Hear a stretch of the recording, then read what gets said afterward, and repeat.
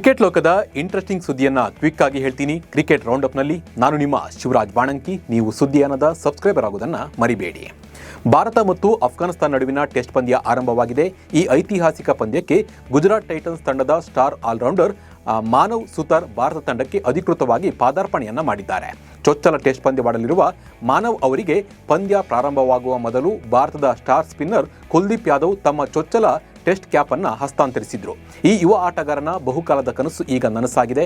23 ವರ್ಷದ ಎಡಗೈ ಸ್ಪಿನ್ನರ್ ಮತ್ತು ಆಲ್ರೌಂಡರ್ ಮಾನವ್ ಸುತಾರ್ ಬೌಲಿಂಗ್ನಲ್ಲೂ ಮತ್ತು ಬ್ಯಾಟಿಂಗ್ನಲ್ಲೂ ದೇಶಿ ಕ್ರಿಕೆಟ್ ಟೂರ್ನಿಯಲ್ಲಿ ಉತ್ತಮ ಪ್ರದರ್ಶನವನ್ನು ತೋರಿದ್ದಾರೆ. ಅಫ್ಘಾನಿಸ್ತಾನ ವಿರುದ್ಧ ಟೆಸ್ಟ್ ಪಂದ್ಯದಲ್ಲಿ ಕೆಎಲ್ ರಾಹುಲ್ ಜೀವದಾನವನ್ನು ಪಡ್ಕೊಂಡಿದ್ದಾರೆ. ಪಂದ್ಯದ 11ನೇ ಓವರ್ನಲ್ಲಿ ರೆಹಮಾನ್ ಶರೀಫಿ ಬೌಲಿಂಗ್ ಮಾಡುತ್ತಿದ್ದಾಗ ಆಫ್ ಸ್ಟಂಪ್ ಹೊರಗೆ ರಾಹುಲ್ ಚೆಂಡು ಹೊಡೆಯಲು ಯತ್ನಿಸಿದಾಗ ಬ್ಯಾಟಿಗೆ ತಾಗಿ ಚೆಂಡು ವಿಕೆಟ್ ಕೀಪರ್ ಕೈ ಸೇರ್ತು. ಆದರೆ ಇದಕ್ಕೆ ಅಂಪೈರ್ ಔಟನ್ನು ನೀಡಲಿಲ್ಲ. ಅಫ್ಘಾನ್ ನಾಯಕ ಕೂಡ ರಿವ್ಯೂ ಪಡೆಯಲಿಲ್ಲ. ಆದರೆ ಟಿವಿ ರಿವ್ಯೂ ಪರಿಶೀಲನೆ ನಡೆಸಿದಾಗ ಚೆಂಡು ಬ್ಯಾಟ್ಗೆ ಬಡಿದಿರುವುದು ಕಂಡು ಬಂತು. ಒಂದು ವೇಳೆ ಅಲ್ಲಿ ರಿವ್ಯೂ ತೆಗೆದುಕೊಂಡಿದ್ರೆ ಕೆಎಲ್ ರಾಹುಲ್ ಅವಾಗಲೇ ಔಟ್ ಆಗ್ತಾ ಇದ್ರು. ಈ ಘಟನೆಯಿಂದ ಕೆಎಲ್ ರಾಹುಲ್ ಕ್ರೀಡಾ ಸ್ಫೂರ್ತಿಗೆ ವಿರುದ್ಧವಾಗಿ ನಡೆದುಕೊಂಡ್ರು ಎಂಬ ಮಾತುಗಳು ಸೋಷಿಯಲ್ ಮೀಡಿಯಾದಲ್ಲಿ ಚರ್ಚೆ ಆಗ್ತಾ ಇದೆ. ಚೆಂಡು ತಮ್ಮ ಬ್ಯಾಟ್ಗೆ ಬಡಿದಿದೆ ಎಂದು ತಿಳಿದ್ರೂ ಕೂಡ ಕ್ರೀಸ್ನಲ್ಲೇ ಕೆಎಲ್ ರಾಹುಲ್ ನಿಂತಿದ್ರು ಅಂತ ಹೇಳಿ ಆಕ್ರೋಶ ವ್ಯಕ್ತವಾಗ್ತಿದೆ. ಇದರ ಬಗ್ಗೆ ಕಾಮೆಂಟ್ರಿ ಮಾಡ್ತಾ ಇದ್ದ ಗ್ರೇಮ್ ಸ್ವಾನ್ ಕೂಡ ಕೆಎಲ್ ರಾಹುಲ್ ಇಲ್ಲಿಗೆ ಬನ್ನಿ, ನಿಮ್ಮ ಆಕ್ಟಿಂಗಿಗೆ ಆಸ್ಕರ್ ಇಲ್ಲಿದೆ ಅಂತ ಹೇಳಿ ವ್ಯಂಗ್ಯವಾಡಿದ್ದಾರೆ. ಅಫ್ಘಾನ್ ವಿರುದ್ಧ ಟೀಂ ಇಂಡಿಯಾ ಪರ ಆರಂಭಿಕನಾಗಿ ಕಣಕ್ಕಿಳಿದಿದ್ದ ಕನ್ನಡಿಗ ಕೆಎಲ್ ರಾಹುಲ್ ಟೆಸ್ಟ್ ಪಂದ್ಯದ ಮೊದಲ ದಿನವೇ ಭರ್ಜರಿ ಶತಕವನ್ನು ಬಾರಿಸಿದ್ದಾರೆ. ತಮ್ಮ ಟೆಸ್ಟ್ ವೃತ್ತಿ ಜೀವನದ 68ನೇ ಪಂದ್ಯವನ್ನಾಡ್ತಿದ್ರು ಕೆಎಲ್ ರಾಹುಲ್. ಈ ಮೂಲಕ 12ನೇ ಟೆಸ್ಟ್ ಶತಕವನ್ನು ಬಾರಿಸಿದ್ದಾರೆ. ತಮ್ಮ ಶತಕದ ಇನ್ನಿಂಗ್ಸ್ನಲ್ಲಿ 164 ಎಸೆತಗಳನ್ನು ಎದುರಿಸಿರುವ ರಾಹುಲ್ 11 ಬೌಂಡರಿಗಳ ಸಹಿತ ಶತಕದ ಗಡಿಯನ್ನು ದಾಟಿದ್ರು. ಜೂನ್ ಜುಲೈನಲ್ಲಿ ಐರ್ಲೆಂಡ್ ಮತ್ತು ಇಂಗ್ಲೆಂಡ್ ವಿರುದ್ಧದ ಟಿ20 ಸರಣಿ ಹಾಗೂ ಸೆಪ್ಟೆಂಬರ್ನಲ್ಲಿ ನಡೆಯಲಿರುವ ಏಷ್ಯನ್ ಕ್ರೀಡಾಕೂಟಕ್ಕೆ ಭಾರತದ ಟಿ20 ತಂಡವನ್ನು ಬಿಸಿಸಿಐ ಪ್ರಕಟಿಸಿದೆ. 16 ಸದಸ್ಯರ ಈ ತಂಡವನ್ನು ನೂತನ ನಾಯಕ ಶ್ರೇಯಸ್ ಅಯ್ಯರ್ ಮುನ್ನಡೆಸಲಿದ್ದಾರೆ.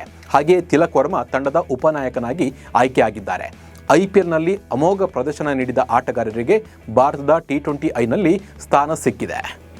ಕೇವಲ 15 ವರ್ಷಕ್ಕೆ ಭಾರತದ ಹಿರಿಯರ ಟಿ20 ತಂಡದಲ್ಲಿ ಸ್ಥಾನ ಗಿಟ್ಟಿಸಿಕೊಂಡಿರುವ ಬಿಹಾರದ ವೈಭವ್ ಸೂರ್ಯವಂಶಿ ತಂಡಕ್ಕೆ ಆಯ್ಕೆಯಾಗುವ ಮೂಲಕ ಭಾರತ ಕ್ರಿಕೆಟ್ ತಂಡಕ್ಕೆ ಆಯ್ಕೆಯಾದ ಅತ್ಯಂತ ಕಿರಿಯ ಆಟಗಾರನೆಂಬ ದಾಖಲೆಯನ್ನು ನಿರ್ಮಿಸಿದ್ದಾರೆ.